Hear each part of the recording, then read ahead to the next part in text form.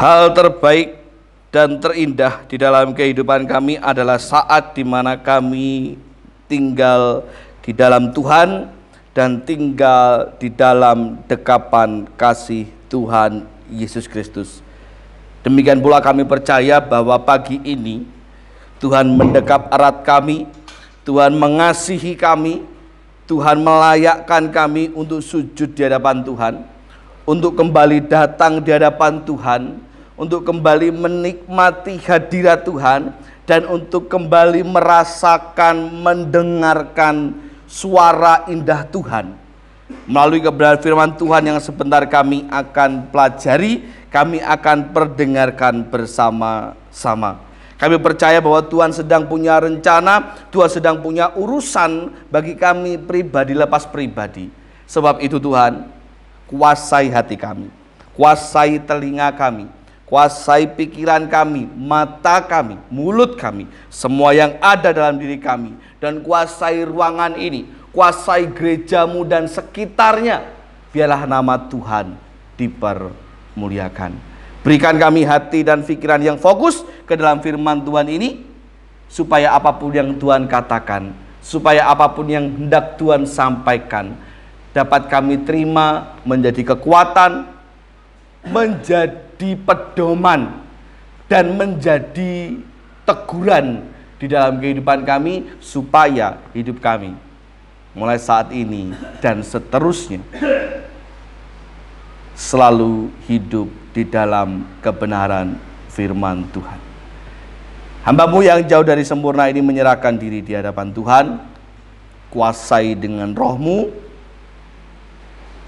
perlengkapi dalam setiap kekurangan dan keterbatasan hamba-Mu, sebab Engkau Tuhan yang maha sempurna, yang akan menyempurnakan segala sesuatunya.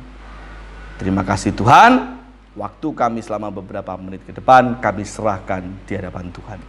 Dan dalam nama-Mu Tuhan kami Yesus Kristus, Tuhan dan Juru Selamat kami yang hidup, kami berdoa dan mengucap syukur. Amin. Percobaan untuk mengkudeta saya sudah dimulai sejak beberapa waktu yang lalu. Ada satu kelompok, satu grup yang mencoba mengkudeta saya, mencoba mensabotase khotbah saya. Mulai dari mempersiapkan bau-bau terasi, sampai pencobaan untuk membungkam hidung saya, supaya khotbah saya katanya biar nggak lama-lama. Sopo ngaku?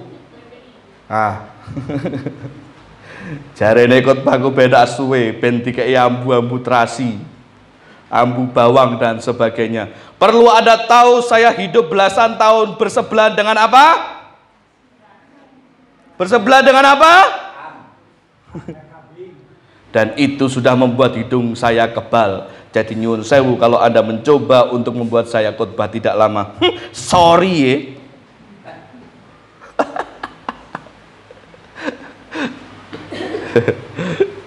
Tapi saya akan tahu diri karena kita acaranya sangat panjang setelah ini. Semoga Tuhan memberkati semuanya, entah singkat entah lama, biarlah berkat itu sampai di hati dan hidup panjenengan. Amin.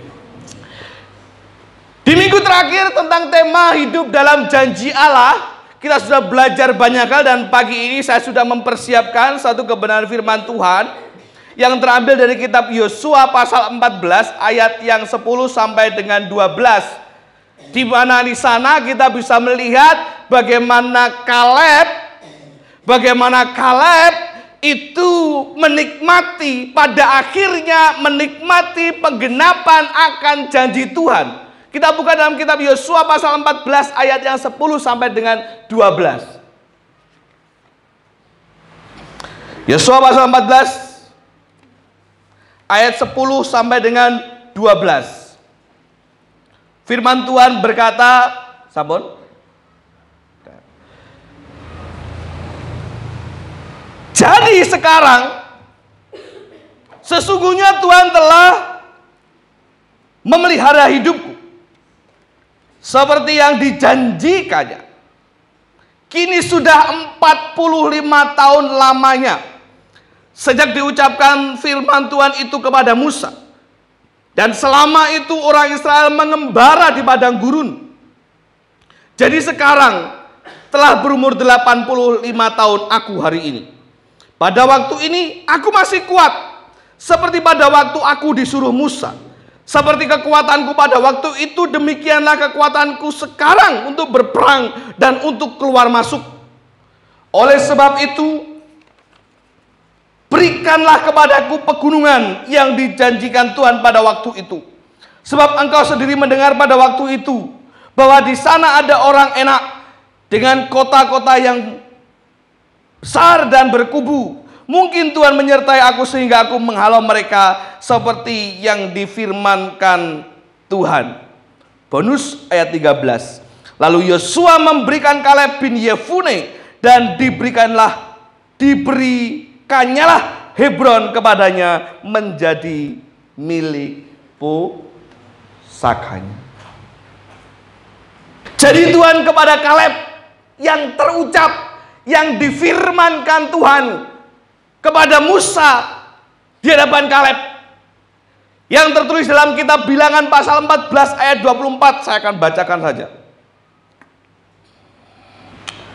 Tetapi hambaku Kaleb, karena lain jiwa yang ada padanya, dan ia mengikut aku dengan sepenuhnya, akan kubawa masuk ke negeri yang telah dimasukinya itu, dan keturunannya akan memiliki.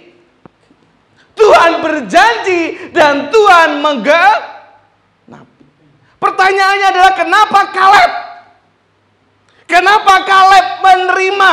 Kenapa Kaleb akhirnya menikmati apa yang telah Tuhan janjikan? 45 tahun dia menanti. Sejak usianya masih 40 pada waktu itu. Umur 40 itu jek nom-nomi, jek seger-segeri. Kalau manusia pada zaman sekarang 40 itu wis kena asam urat, wis kena darah tinggi, ya toh? Wis kena apa meneh? Amit-amit Pak, ojo to Pak, tapi yo ono memang. Iya toh? Penyakitnya macam-macam, penyakitnya reno-reno. Urung enek 40 wis jantungan, ya ono ya. Macam-macam, tapi pada waktu itu umur 40 itu seger-segere. Ya. Dari masa mudanya dia, ketika dia pertama kali diminta untuk mengintai, sampai umur 85 tahun, tepatnya 45 tahun sesuai yang difirmankan tadi, dalam firman Tuhan tadi. Dia menanti janji itu, dan pada akhirnya di tempat usianya yang 85 tahun, dia mendapatkan apa yang dijanjikan Tuhan kepada dirinya. Kaleb. Apa yang sesungguhnya terjadi? Nah, maka pagi ini kita akan belajar dari proses hidup Kaleb, tentang bagaimana ia bisa tetap konsisten bertahan selama 45 tahun hingga pada akhirnya dia menerima janji Tuhan. Cepat saja. Setelah aku dibumpet irungku. Aku ya perlu waspada. Jangan-jangan mikir sudah direncanakan juga. 45 tahun. 45 tahun. Yang pertama, wah, gara-gara gue. Yang pertama, apa yang membuat Kaleb menerima janji Tuhan dalam 45 tahun penantiannya? Saya mencatat di sini bahwa Kaleb memiliki komitmen yang teguh di dalam Tuhan. Kaleb memiliki komitmen yang teguh. Komitmen itu apa? Janji. Sumpah. Bukan sumpah serapah ya. Janji atau sumpah di hadapan Tuhan. Itu komitmen. Tepat janji, itu namanya komitmen. Dan dia menjaga komitmen itu tetap teguh di dalam Tuhan. Seperti yang saya katakan tadi, bahwa sejak 40 tahun, sejak ia muda sampai ia menjadi tua, umur 85 tahun, Kaleb tetap setia dan terus bersemangat di dalam mengikut Tuhan. Coba lu lihat tuh ayat yang ke-11. Pada waktu ini aku masih sama kuat seperti pada waktu aku disuruh Musa. Seperti kekuatanku pada waktu itu, demikianlah kekuatanku sekarang untuk berperang dan untuk keluar masuk. Dia tetap komitmen. Orang mundur, sedih, tetap memiliki semangat yang sama untuk melakukan apa yang Tuhan mau. Sebab itu ia menerima janji Tuhan. Meskipun saya percaya waktu 40 tahun itu, 45 tahun itu bukanlah waktu yang sebentar. Ada banyak kisah peristiwa. Salah satunya ia pun menjadi saksi dan peserta, di mana ketika Israel diputer-puter selama 40 tahun karena dosanya. Kaleb ada di sana, tetapi dia tidak mundur saat generasi-generasi yang lebih senior dan bahkan seangkatan dia sudah dimusnahkan oleh Tuhan dalam proses 40 tahun berputar-putar itu. Kaleb tetap setia kepada Tuhan. Itulah komitmen. Jadi bukan hanya Tuhan yang berjanji dan menepati di dalam hidup Kaleb, tapi Kaleb pun tetap memegang janji setianya kepada itu komitmen. Secara fisik, secara mental, ia pasti ya bisa kita bayangkan gitu ya. Jenengan pernah nyasar, mbuh lagi kemanapun, mbuh numpak motor dewe ataupun dibonceng, pernah nyasar? Pernah? Saya kemarin pulang dari Salatiga, padahal enggak sekali dua kali ke Bukit Saloka, Wisma Retreat Baptis itu. Berangkatnya enggak nyasar, pulangnya nyasar, mlebu kampung dalan cin, loh mobilku rak cukup mundur saya. Kudune saya lurus, aku kok menggok ngiwo. Saking kesel lungguh suwi. Jadi tidak konsen pikirannya. Nyasar saya. Gak sampai sejam, tapi jengkel. Bayangkan muter-muter 40 tahun, mental seperti apa yang sedang ditempa. Nyasar 40 tahun loh. Bayangin. Jadi gak nyasar sejamnya paling wes ngopo? Nesu-nesu, mungkin juga lek wong Jawa Timuran wis misuh-misuh gitu. Piye to iki? Ora lagi gonceng sapa-sapa ya nesu-nesu karepe dhewe apa meneh gonceng sapa-sapa ya to. 40 tahun. Tetapi Kaleb tetap bertahan menjaga komitmennya di dalam Tuhan. Sebab itu Tuhan melihat bahwa ia pada akhirnya layak untuk menerima apa yang sudah dijanjikan Tuhan kepada Kaleb. Nah, bagaimana dengan kita? Bagaimana dengan Anda dan saya? Apa yang saat ini sedang Anda tunggu dari Tuhan? Janji yang seperti apa yang sedang Anda tunggu dari Tuhan? Ayo, janji apa? Janji apa? Jawab dalam hati masing-masing. Pertanyaan saya adalah, masih setiakah Anda berkomitmen pada Tuhan? Ada banyak orang yang pada akhirnya mutung. Ketika yang ia tunggu tidak segera diterima, dijawab. Banyak orang yang akhirnya meninggalkan Tuhan. Karena apa? Hidup yang ia dambakan tidak kunjung tiba. Jin apa nggih?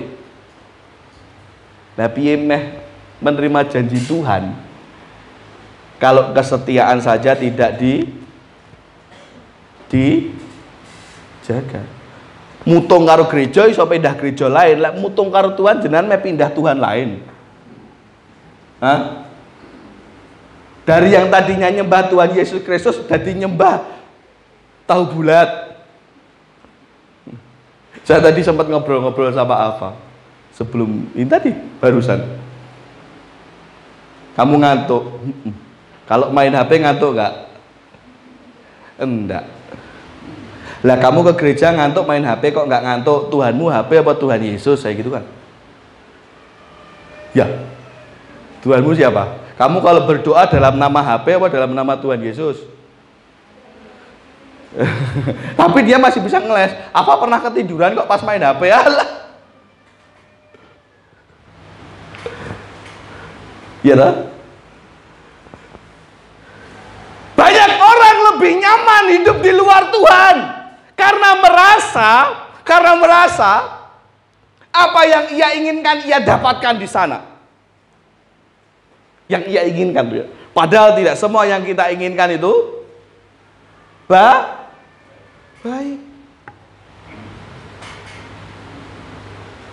Tidak semua yang kita inginkan itu baik untuk kita. Tidak semua bahkan yang kita inginkan itu benar untuk kita. Siapa yang tahu yang baik dan benar untuk kita? Ya Tuhan. Maka daripada itu, berserah saja kepada Tuhan. Tetap jaga setiamu, tetap jaga komitmenmu. Sehingga apapun yang terjadi dan apapun yang menimpa kehidupan kita, kita tidak akan membuat komitmen kita, kesetiaan kita, janji kita kepada Tuhan menjadi luntur. Apalagi sampai hilang. Ya, janji nih orang Kristen itu apa? Kalau nikah kan ada janji nikah. Kalau Anda masuk Kristen, janjinya apa? Ya pasti baptis, itu janji Anda kepada Tuhan. Itu komitmen Anda kepada Tuhan. Ketika Anda memutuskan untuk dibaptis, ada yang belum dibaptis? Ada yang belum dibaptis? Ajak cili. Wow. Ya tak apa-apa tuh pasti. Emang bener tuh ya. Pertanyaannya Pak Yusuf sih gak lengkap ya, Dok.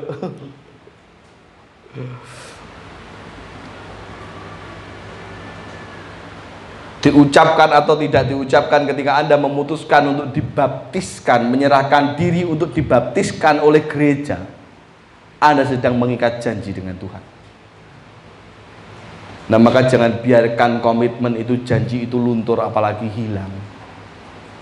Kalau Anda tidak mau janji Tuhan kepada hidup Anda dicabut. Ya jangan sulit pada akhirnya Tuhan tidak jadi memberkati. Ini bukan ancaman, bukan meden-medeni, tetapi logika saja. Logika saja. Saya ngajak Pak Sri, Pak Didik Santoso, Pak Bayu. Gak situ Pak Bayu, dia mau ngejak aku. Pak Eko. Ya wes saja benar nesu. Pak kok tak traktir janjian nek ngene. Endi? Pak Bayu lah sing traktir ben penak janjian. Janjian nek ngene burjo saya cedak ngono, karepan ngono. Tak traktir.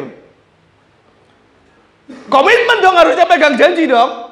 Baik antara saya atau jenengan. Khususnya jenengan, karena jenengan saya tak traktir. Kalau pada akhirnya Anda malas dan ingkar janji, sida untuk burjo dan lain sebagainya enggak? Orang usah jawab ngomong aku iso tuku dhewe, itu beda cerita. Ini persoalan komitmen dan janji. Kalau dengan saya Anda bisa jawab gitu. Kalau dengan Tuhan menjawab ngono, aku iso golek urip dhewe, disebul mencelat jenengan. Kalau berbicara komitmen dengan manusia, mungkin Anda bisa menyepelekan, tapi kalau dengan Tuhan enggak bisa. Ini pasti gak akan tergenapi janji itu. Terus dengan santainya jenengan Pak Bayu WhatsApp saya, Pak, maaf saya nggak jadi karena mager Pak, nggak jadi ikut. Tolong nanti kalau pulang saya dicangking nih burjo. Namen. Ora tepat janji tak rewangi udan-udan aku tekan kono ben iso nraktir jenengan kok. Jenengan ingkar janji kon gawake burjo. Ya mana? Sorry ya.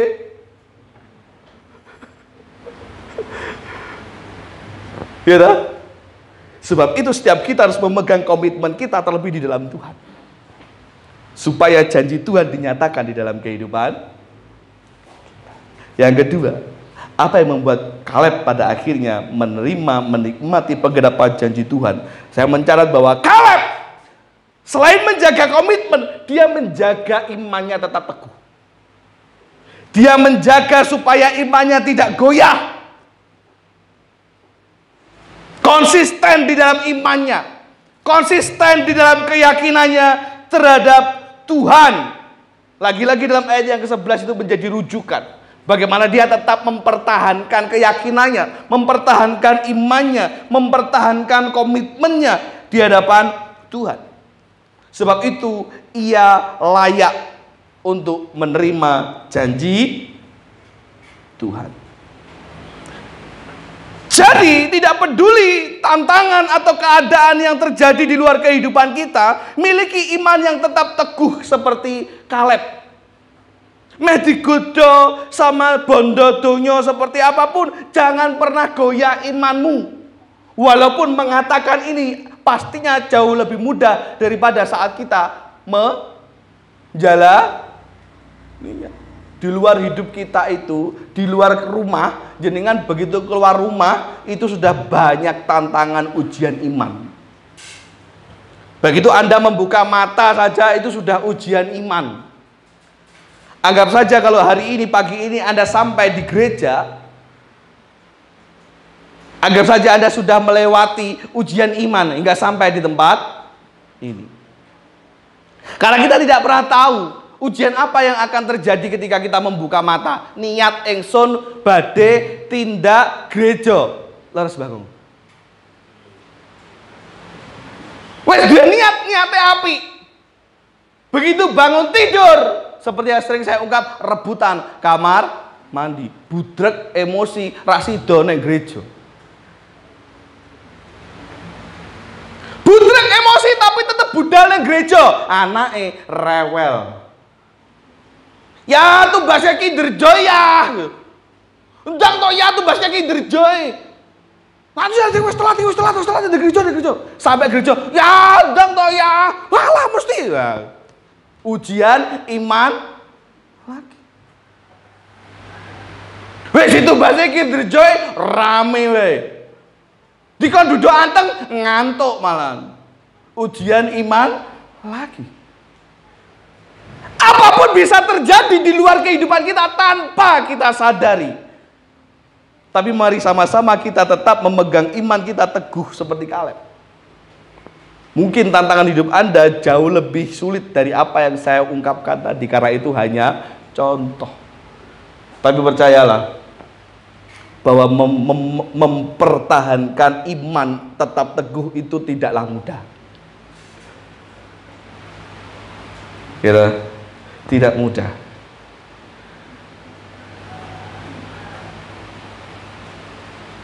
Akan ada banyak cara iblis untuk menggoda kita. Bukan menyerang kelemahan kita, tetapi menyerang apa yang kita suka. Bukan menyerang kelemahan kita, tapi menyerang apa yang kita suka. Kalau Anda menghambakan diri kepada uang, apa-apa yang diuber adalah duit, apa-apa yang dihitung adalah duit, lah aku nek gereja ki untuk duit ora. Itulah yang iblis pakai untuk menggoda Anda. Jira. Tetaplah beriman mesti dalam kemustahilan. Karena iman yang kuat adalah iman yang terus bertahan, iman yang terus membuat kita tetap percaya bahwa Tuhanlah yang selalu mengendalikan hidup kita. Walaupun sepertinya mustajab, mustahil. Iman itu ketok itu sesuatu yang konyol. Ketoke. Iya toh? Ben Rebu minta didoakan Buripto loh. Usia segitu, usia berapa berarti? 25. Berapa? 75. Usia 75 secara medis. Kalau sakit-sakit apapun itu susah untuk pulih.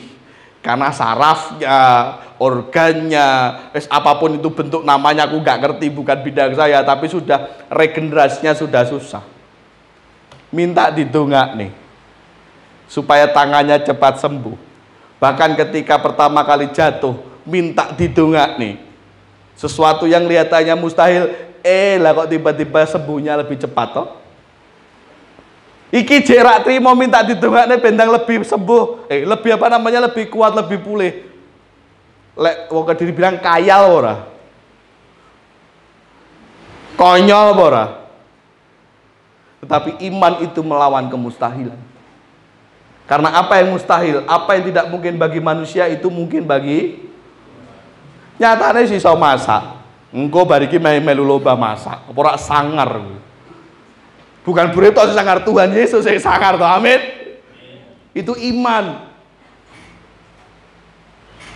Ada seorang anak yang pernah saya dengar, dia berdoa karena sesuatu dan lain hal, dia berdoa kepada Tuhan dengan kepolosannya, dia merayu Tuhan. Tuhan, mbok tulung. Tuhan, mbok kiranya Engkau berikan hujan uang.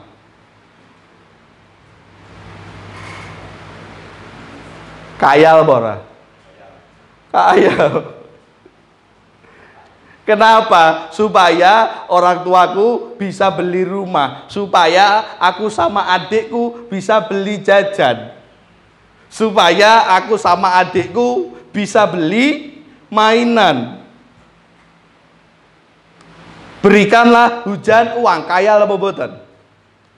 Wong kaya-kaya lah jenengan ya tahu pesawat jaluk duite, tahu toh? Ayo, sapa sing tahu ngaku angkat tangan? Apa ora konyol kuwi jenenge? Sing guyu banter dhewe pasti tahu. Pesawat jaluk duite, jaluk duite. Apa? Bengok-bengok sampai pedot urat lehernya ya pilotnya rak bakal krungu wong pilotnya turu. Yang baru terjadi tahu toh? Pilotnya turu. Ora sangar pilot turu. Keturun. Gitu. Penak uripe pilot daripada pengkhotbah ya. Pilot iso tinggal turu, pengkhotbah tinggal turu piye aku nek mimbar. Mungane anak-anak jangan pernah teriak-teriak pesawat minta duitnya karena pilotnya sedang tidur rak dirungokne kamu. Konyol ora? Mustahil ora? Tetapi faktanya saya mencatat ada 3. Padahal aslinya wakeh jian, tapi tak catat cuma 3. Tanggal 22 Oktober tahun 2023. Tahun lalu di Cekoslovakia terjadi hujan uang. Totalnya yang dihujankan itu adalah 1 juta dolar, kalau dirupiahkan sekitar 15, sekian miliar. Kemudian Desembernya tanggal 15 di Hong Kong juga terjadi hujan uang.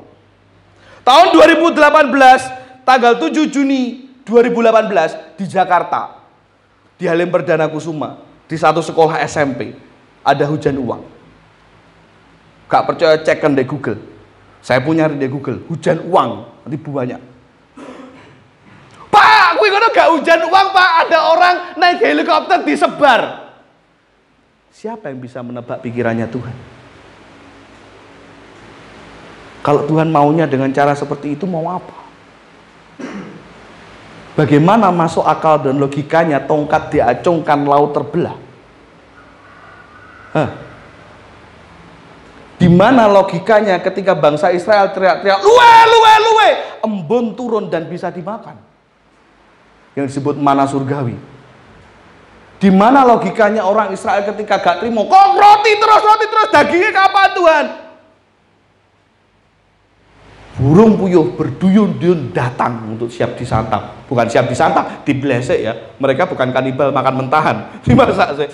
Dan Alkitab mencatat, saya pernah dan seringkali sampaikan, mereka sampai muntah. Di mana logikanya? Itu iman. Paham? Dan Kaleb memiliki iman itu. Orang pasti akan stres ketika dia berputar-putar 40 tahun nyasar. Ada banyak orang yang pada akhirnya mutung lagi-lagi ya. Tidak kuat mempertahankan iman dan meninggalkan Tuhan. Ketika terlalu lama hidup dalam penderitaan. Tetapi bagi ini kita melihat 45 tahun bukanlah waktu yang singkat. Tapi Kaleb setia. Tetaplah beriman walaupun dalam kemustahilan. Apa yang tidak mungkin bagi manusia, itu sangat mungkin bagi Tuhan. Pirang menit? karepmu. Yang ketiga, yang ketiga, ya wis beriman, ya, berkomitmen iya, beriman iya. Ini yang tidak kalah pentingnya, sabar. Kurang sabar apa 45 tahun? Kurang sabar apa Abraham nunggu 25 tahun? 25 tahun aja nunggu kesel. Ini 45 tahun. Kurang sabar apa?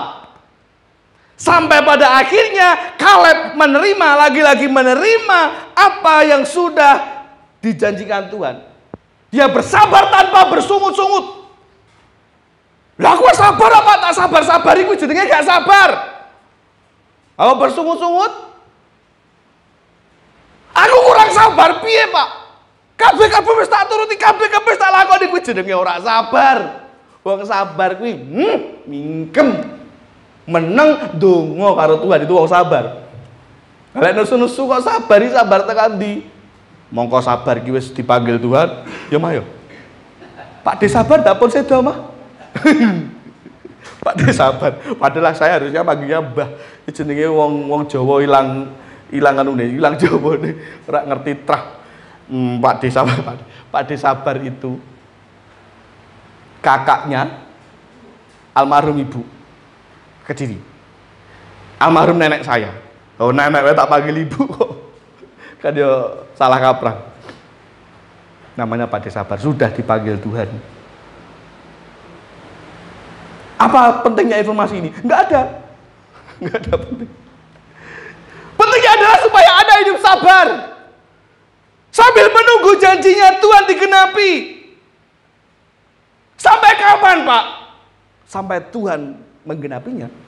Iya kapan? Ya sampai Tuhan menggenapinya. Ya kapan, Pak? Ya terserah Tuhan toh. Masa terserah saya? Bukankah Tuhan tahu waktu yang terbaik untuk kita? Amin. Apapun yang kau rancangkan, yang sudah engkau tuliskan dalam rancangan hidupmu, semua bergantung kepada waktunya Tuhan. Kalau engkau maunya cepat tapi Tuhan maunya lambat, mau apa? Sebaliknya, kalau engkau mencoba memperlambat tetapi Tuhan maunya segera, mau apa? Bukankah waktu Tuhan itu yang terbaik? Waktu Tuhan pasti yang terbaik. Sabar aja. Tapi sudah nggak nyaman, Pak. Ini sudah terlalu menyiksa, Pak. Sabar saja. Ingat beberapa khotbah saya waktu lalu. Jangan mencoba memperkosa waktunya Tuhan. Jangan mencoba mempersingkat waktunya Tuhan. Dan juga jangan menunda-nunda waktunya. Kalau Tuhan sudah katakan ayo sekarang, dilakukan sekarang. Seto Tuhan, seto. Kayak Sifra itu. Sifra ndang mandi, mulet. Sifra ndang mandi, buka selimut. Dinteni meneh sik suwi. Sifra ndang mandi. Iya, buka HP. Kok sik suwi? Sifra ndang mandi. Iya, bangun dari tempat tidur. Tak enteni jek suwi, jebule jek sisiran. Ya Tuhan, Sifra ndang mandi. Iya. Nyangklok nganduk, mlebu kamar mandi. Sejam naik kamar mandi. Sifra, kok lama? Biur. Sifra ini jam berapa? Iya, ini masih kramasi loh. Biur.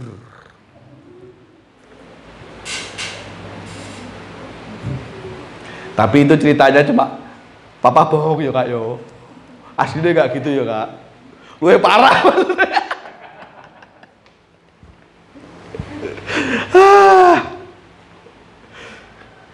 Kok turun tante nih, setiap mandi tulanan tisu. Aduh. Sabar. Muga-muga diparingi sabar. Ya kudu sabar. Sabar menunggu waktunya Tuhan. Bahwa pasti akan terjadi apa yang Tuhan janjikan dalam hidup kita. Tepat dan sesuai waktunya Tuhan. Sebab janji Tuhan hanya akan diterima oleh mereka yang mau bersabar. Ibaratnya, saya lupa siapa dulu yang pernah sampaikan, ibaratnya jenengan namu bertamu jek meh dikekne kopi, gawe teh, jek digorengnya sego, wis kesusu pamit. Ditekoki lah, napa to Pak kok kesusu? Selalu iki laku. Wis tamu nyentak-nyentak. Tapi anggap saja begitu.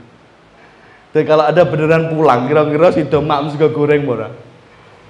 Kira-kira sido nyeruput kopi pada? Karena ora sabar kuwi mau pulang. Ya akhirnya tetep mak sego gorengne kan tumbas dhewe, ora entuk gratisan. Ora entuk berkat gratisan to. Makane sabar. Berarti lek namu kudu sabar, Pak. Yo, sejam sik entenono sampai kopi karo sego goreng metu. Itu contoh, itu contoh. Artinya, mengapa kita harus sabar? Sebab Tuhan sedang mempersiapkan yang terbaik dalam hidup kita. Mengapa kita harus sabar? Sebab Tuhan sedang menempa, membentuk hati dan iman kita. Dan siapa yang bersabar, dia pasti akan subur. Jadi subur-subur gue mesti kakean sabar. Tandurane ku lho.